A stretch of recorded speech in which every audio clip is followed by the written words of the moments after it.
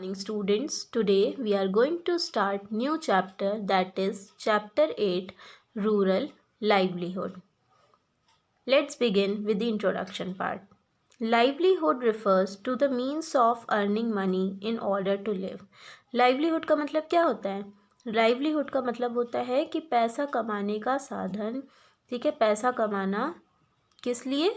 ज़िंदगी को जीने के लिए, ठीक है। जीने के लिए हमें पैसा कमाना पड़ता है, तो उसी को कहते हैं livelihood. Livelihood refers to the means of earning money in order to live, ठीक है। पैसा कमाना जीने के लिए, इसी को हम लाइवलीहुड कहते हैं। People follow different occupations depending on where they live, their skills and the type of education they have received. अब लोग जो हैं वो अलग अलग काम करते हैं, और वो काम जो करते हैं वो किस पे डिपेंड करता है कि कहाँ वो रहते हैं, उनकी जो स्किल्स हैं और किस तरह की एजुकेशन उन्हें प्राप्त हुई है। Agriculture is the main occupation in rural areas. अब ज़्यादातर ग्रामीण क्षेत्र में आपने देखा होगा कि एग्रीकल्चर, कृषि, खेती किसानी जो है वही उनका मेन काम होता है। It is practised by majority of people. ज़्यादातर लोग जो होते हैं रूरल एरियाज़ के, वो उनका मेन ऑक्यूपेशन एग्रीकल्चर ही होता है।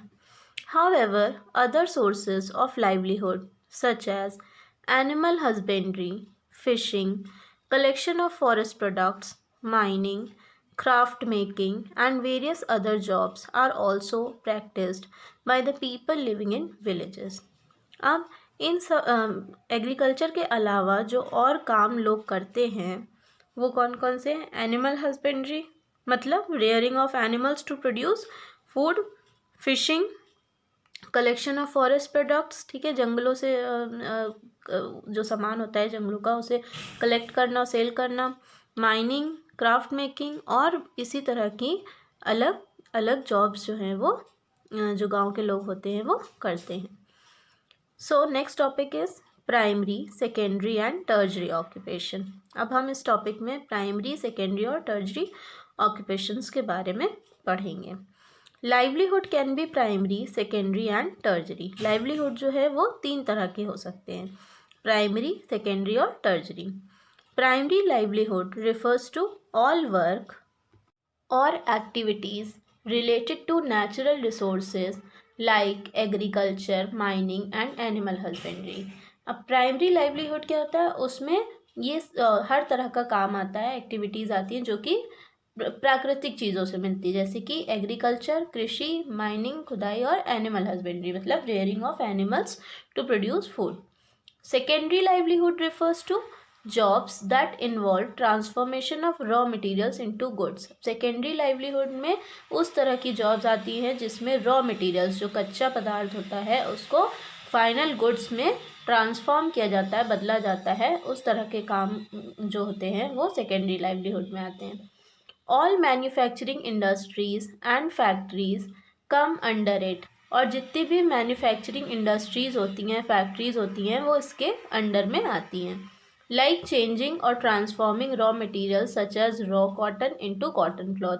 अब जितने भी जो रॉ मटेरियल्स होते हैं उसको फिनिश्ड गुड्स में ट्रांसफॉर्म करने के लिए जो फैक्ट्रीज़ होती हैं वो सब सेकेंडरी लाइवलीहुड में आती है। जैसे कि जो रॉ कॉटन होती है उसको कॉटन के कपड़ों में कन्वर्ट कर देना। Tertiary livelihood refers to different kinds of services such as banking, teaching, trade, communication, medical services and legal services which are neither primary nor secondary. अब टर्जरी लाइवलीहुड में अलग अलग सर्विसेज आती हैं, जैसे कि banking, teaching, trade, communication, medical services और legal services, जो कि ना ही प्राइमरी होती हैं ना ही सेकेंडरी होती हैं। So as you can see this chart, types of occupations कौन कौन से होते हैं? प्राइमरी, सेकेंडरी और टर्जरी। प्राइमरी में क्या आता है? Agriculture, fishing, mining etcetera. Secondary में मैन्युफैक्चरिंग इंडस्ट्रीज और फैक्ट्रीज आती हैं। टर्जरी में बैंकिंग, ट्रांसपोर्ट और टीचिंग आता है। As you can see next chart, types of farmers. Farmers जो हैं किसान, कितने टाइप्स के होते हैं? लैंडलेस पीजेंट्स, स्मॉल और middle level farmers and rich farmers. Landless peasants, they have no land of their own and work on other people's field. ठीक है, इनके पास खुद का प्लॉट नहीं होता है, लैंड नहीं होता है, और ये दूसरे की फील्ड पे काम करते हैं। स्मॉल और middle level farmers, they own small plots of land and work on them with their families. इनके पास खुद का छोटा सा प्लॉट होता है और ये उसी पे काम करते हैं अपने परिवार के साथ। Rich farmers, they own large plots of land and employ many people to work on their land. Rich farmers जो होते हैं उनके पास बहुत बड़ी बड़ी ज़मीनें होती हैं और ये कई सारे लोगों को काम पे रखते हैं और अपनी लैंड पे, अपनी ज़मीन पे काम कराते हैं उनसे। So students, see this case study, agricultural labourers and landless peasants. So सबसे पहले हम लोग लैंडलेस पीजेंट्स के बारे में पढ़ेंगे। लक्ष्मी's cousins विष्णु एंड वानी took her to see their village। Lakshmi के जो कज़न थे विष्णु और वानी, वो उसको अपने गांव घुमाने ले गए। They went to the fields first where they met Maya, an agricultural laborer who was working in the field। और वो सबसे पहले उन लोग फील्ड विजिट करने गए, घूमने गए, तो वहाँ पे वो माया नाम की एक लड़की से मिले जो कि क्या थी, एग्रीकल्चरल लेबरर थे। ठीक है, since Vishnu and Vani knew her, अब they stop by to talk to her. अब जैसे कि विष्णु और वानी जो थे वो उसको जानते थे तो वो वहाँ रुक गए उससे बात करने के लिए। ठीक है, Lakshmi asked Maya about her work. Lakshmi ने माया से उसके काम के बारे में पूछा। Maya told her that she worked in the fields every day from 8 in the morning till 4 in the evening। Her husband also worked with her. और फिर लक्ष्मी ने जब माया से उसके काम के बारे में पूछा तो माया ने उसको बताया कि वो फील्ड पे काम करती है हर रोज़ सुबह 8 बजे से शाम के 4 बजे तक, और उसके जो हस्बैंड हैं वो भी उसके साथ काम करते हैं। Maya told her that they got work in the fields only at the time of cultivation and harvesting. और माया ने उसको ये भी बताया कि उन्हें जो काम है वो सिर्फ कल्टिवेशन के टाइम ही मिलता है और हार्वेस्टिंग के time. Cultivation means the preparation and use of land for growing plants और क्रॉप्स। ठीक है, जब ज़मीन को तैयार किया जाता है क्रॉप्स को ग्रो करने के लिए, सिर्फ तभी उनको काम मिलता है। और हार्वेस्टिंग मतलब कटाई के समय। She was paid ₹60 a day while her husband was paid ₹80 per day. और उसको 60 रुपीज़ पर डे मिलता है और उसके हस्बैंड को 80 रुपीज़ पर डे मिलता है। Since agriculture is a seasonal job, rest of the time they had to do other jobs to make ends meet. और जैसे कि एग्रीकल्चर जो होती है, कृषि जो है वो क्या है, सीजनल जॉब होती है, तो जो बाकी का समय होता है उसमें उन लोगों को दूसरा काम करना पड़ता है अपनी ज़रूरतों को पूरा करने के लिए। Her husband did things like loading sand from the river while Maya stitched clothes for the rich farmers' wives। और उसके जो हस्बैंड थे वो सैंड मतलब रेत को नदी से ढोने का काम करते थे, और माया जो थी वो कपड़े सिलती थी जो रिच फार्मर्स होते थे, जो अमीर किसान होते थे, उनकी वाइफ्स के लिए। Along with all this she also did the house work. और ये सब करने के साथ साथ वो घर का भी काम करती थी। She cooked meals, cleaned the house, washed clothes, collected firewood from the near by forest and got water from the well. Means घर के काम में ये सारे काम वो करती थी, खाना बनाती थी, घर साफ करती थी, कपड़े भी धोती थी, और जाके लकड़ी भी कलेक्ट करके लाती थी खाना बनाने के लिए जंगल से, और पानी भी लेके आती थी वेल से। Maya had 2 daughters and a son. Maya की 2 बेटियां थी और एक बेटे थे। She sent all of them to school since she wanted them to study hard and get good jobs. और ये अपने बच्चों को स्कूल भेजती थी, क्यों? क्योंकि ये चाहती थी कि उनके बच्चे जो हैं वो मेहनत करें और अच्छी नौकरी पाएं। To send the children to school, Maya and her husband had taken a loan from the rich farmer on whose fields they were working and gradually repaying the loan। और अपने बच्चों को स्कूल भेजने के लिए माया और उसके पति ने लोन लिया था रिच फार्मर से जिसकी फील्ड पे वो काम करते थे, और उनका जो लोन था वो धीरे धीरे वो चुकाते थे। The class of farmers mentioned in the case study is that of agricultural laborers और landless peasants। अब जिस किसान के बारे में हम लोग ने above case study में जो पढ़ा है अभी, जो मेंशन है वो क्या है, एग्रीकल्चरल लेबरर्स हैं या फिर लैंडलेस पीजेंट्स हैं। They have no land of their own. इनके पास खुद की ज़मीन नहीं होती, दूसरे की ज़मीन पे काम करती थी जैसे कि Maya. So they work on land belonging to other farmers in exchange for wages.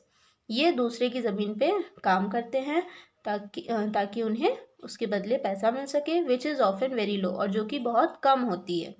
Most of them are extremely poor and do not earn enough for their daily needs. और इनमें से ज़्यादा तो इतने गरीब होते हैं कि वो अपनी रोज़ की ज़रूरतें भी पूरी नहीं कर पाते हैं। As their work is seasonal they have to find other jobs. अब जैसे कि इनका काम जो है वो सीजनल होता है, तो इनको दूसरी नौकरियां भी ढूंढनी पड़ती हैं। Thus many people from rural areas often migrate to urban areas in search of jobs। और इसी वजह से बहुत सारे लोग जो होते हैं रूरल ग्रामीण क्षेत्र के, वो शहरी एरिया में जाते हैं नौकरी ढूंढने। माइग्रेट का मतलब क्या होता है? To move from one place to another in search of livelihood, means एक जगह से दूसरी जगह जाना काम को ढूंढने के लिए। नेक्स्ट केस स्टडी, स्मॉल और मिडिल लेवल फार्मर्स। अब इससे पहले हम लोग ने एग्रीकल्चरल लेबरर्स और पीजेंट्स के बारे में पढ़ा। Now we will read about small और middle level farmers. Lakshmi and her cousins met Krishna next. अब अगले दिन लक्ष्मी और उसके जो कजन्स थे वो कृष्णा से मिले। He was working on his land along with his wife Aishwarya, और ये अपनी वाइफ के साथ, ऐश्वर्या के साथ काम करते थे ज़मीन पे। Krishna told them that his family own just about 3 acres of land. Krishna ने बताया कि उनके परिवार ने 3 एकड़ ज़मीन खरीदी है। He, his wife and his 2 sons worked on the land together. और वो, उनकी वाइफ और उनके जो 2 बेटे थे, वो ज़मीन पे एक साथ काम करते थे। Krishna was dependent on the annual monsoon. और कृष्णा जो थे, जो एनुअल मानसून होता था, सालाना मानसून आता था, उस पर डिपेंड था। If it did not rain his crops would fail. और अगर बारिश नहीं होती थी तो जो उसकी फसल होती थी वो फेल हो जाती थी। This had happened the year before and he had to take a loan from a money lender. और ये 1 साल पहले हुआ, पिछले ही साल उसके साथ हुआ कि उस बारिश नहीं हुई और उसे मनी लेंडर से लोन लेना पड़ा। He had to repay the loan now. अब उसको क्या करना है? लोन को रीपे करना है, वापस करना है। दस he was praying that the monsoon do not betray him again. तो वो भगवान से मना रहा था कि मानसून जो है वो दोबारा ऐसा ना हो, मतलब दोबारा जो है वो उसके साथ ऐसी प्रॉब्लम ना हो जिसकी वजह से उसे मनी लेंडर से लोन लेना पड़े, और वो उसे रीपे भी करना है। In addition he had also taken a loan for seeds and fertilisers from a trader. और उसके साथ साथ उसने लोन ले रखा था सीड्स और फर्टिलाइजर्स के लिए भी। किससे? ट्रेडर से, व्यापारी से। In return for the loan he had to sell some of his produce from the land to the trader at a somewhat lower price. और उस लोन को रिटर्न करने के लिए उसे जो वो प्रोड्यूस करता था उसको ज़मीन से जो वो प्रोडक्शन करता था उसे व्यापारी को कुछ कम प्राइस में सेल करना पड़ता था। Then what he would get in the market, means जो पैसा उसे मार्केट में उसी प्रोड्यूस का मिलता था, प्रोडक्शन का, उससे कम दाम में उसे ट्रेडर को देना पड़ता था लोन को चुकाने के लिए। So Krishna was very worried this time. और कृष्णा जो था वो बहुत ज़्यादा चिंतित था इस समय। The farmers who own small plots of land are small और मिडिल लेवल फार्मर्स। अब वो फार्मर्स जो कि एक छोटा प्लॉट जो है वो खरीदते हैं या ज़मीन खरीदते हैं, उन्हें क्या कहते हैं? स्मॉल या फिर middle level farmers. They work on their land with their families. ये अपने परिवारों के साथ ज़मीन पे काम करते हैं। Often several such farming families work together on each others land. और इसी तरह कुछ फार्मिंग फैमिलीज जो होती हैं वो एक दूसरे की ज़मीन पे काम करती हैं। They can not afford to use modern irrigation systems और फार्मिंग टेक्निक्स। और ये मॉडर्न इरीगेशन सिस्टम जो होते हैं और फार्मिंग टेक्निक्स जो होती हैं, जो लेटेस्ट होती हैं, उसे अफोर्ड नहीं कर पाते हैं। Some of these farmers use cattle to till the soil in the fields. और इनमें से कुछ किसान जो होते हैं वो कैटल का इस्तेमाल करते हैं खुदाई के लिए, मिट्टी की खुदाई के लिए ज़मीनों पे। Small farmers are usually able to grow just enough for their needs.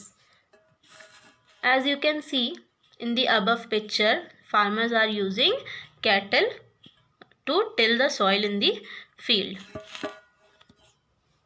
So small farmers are usually able to grow just enough for their needs. Small farmers जो होते हैं वो सिर्फ इतना प्रोडक्शन कर पाते हैं, क्रॉप्स प्रोड्यूस कर पाते हैं जितनी उनकी ज़रूरत होती, मीन्स वो अपने भर का ही प्रोडक्शन कर पाते हैं। Sometimes the produce is a little extra and they sell it in the market. कभी कभी ऐसा होता है कि जो प्रोडक्शन होता है वो थोड़ा एक्स्ट्रा होता है, तो वो उसको क्या करते हैं, मार्केट में सेल कर देते हैं। However they are not able to earn much from their land. अब हालांकि वो बहुत ज़्यादा अपनी ज़मीन से नहीं कमा पाते हैं। They often have to borrow money from money lenders, traders और rich farmers to buy basic items such as pesticide, seeds and fertiliser. और इन्हें मनी लेंडर से, ट्रेडर से और जो रिच फार्मर्स होते हैं उनसे जो पैसा होता है वो उधार लेना पड़ता है ताकि वो बेसिक आइटम्स को ख़रीद सके, जैसे कि pesticide, seeds, fertilisers. If they can not repay the loan they incur heavy dates. और अगर वो लोन नहीं चुका पाते हैं तो उस पर वो उनको बहुत ज़्यादा कर्ज हो जाता है। This can happen if the crops fail, there is not enough rain, the seeds are not of good quality और if pest attack the crops. और ऐसा तब होता है जब क्रॉप्स जो है वो फेल हो जाती हैं, या फिर बारिश उतनी नहीं हुई होती है, या फिर सीड्स जो है वो अच्छी क्वालिटी की नहीं होती, या फिर पेस्ट जो है वो क्रॉप पे अटैक कर देता है। At times they have to sell or mortgage their land in order to repay their loans। और कभी कभी ऐसा भी समय आता है कि उन्हें अपना जो ज़मीन होती है उसे सेल करना पड़ता है। या mortgage means legal agreement with bank और money lender who lend money on interest against property. Means वो लोग, कुछ लोग होते हैं ना जो प्रॉपर्टी के अगेंस्ट ही पैसा देते हैं, तो उन्हें क्या करना पड़ता है, सेल करना पड़ता है, फिर वो उनसे ज़मीन जब्त कर ली जाती है अगर वो पैसा नहीं दे पाते हैं। ठीक है, तो these small farmers try and find some additional sources of income to support themselves in times of need. और ये जो स्मॉल फार्मर्स होते हैं ये कोशिश करते हैं कि कुछ और काम कर सकें जिससे उनको इनकम मिल सके, दूसरे स्रोत से वो पैसा कमा सकें, ताकि वो ऐसे समय पे, ज़रूरत के समय पे वो उनको सपोर्ट करें। Sometimes they keep cattle and sell their milk. कभी कभी वो कैटल रखते हैं और उससे उसका जो मिल्क होता है उसे सेल करते हैं। Some of them keep poultry and sell eggs and meat. और कुछ लोग जो होते हैं वो पोल्ट्री रखते हैं और उसके एग्स और मीट को सेल करते हैं। So students, I hope you have understood this much. Now we will continue this chapter tomorrow. Thank you.